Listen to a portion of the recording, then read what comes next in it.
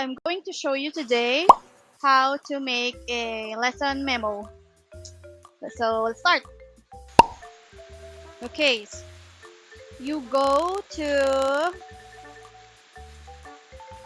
lesson history tab and then click on done and then click yes,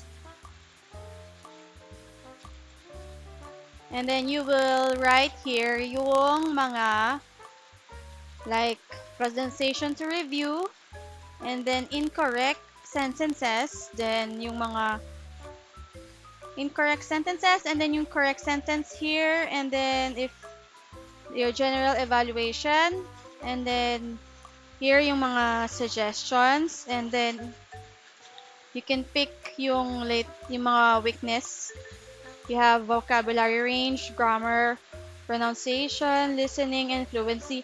And then you can click submit, and ganito yung itsura niya kapag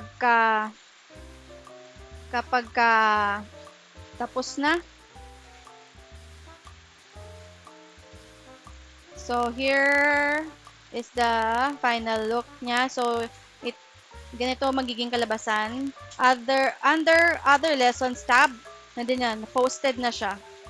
So that's it guys on how to create a lesson memo, and I hope may natutunan kayo sa video na to, and thank you for watching, and I hope to see you in my next video. Bye!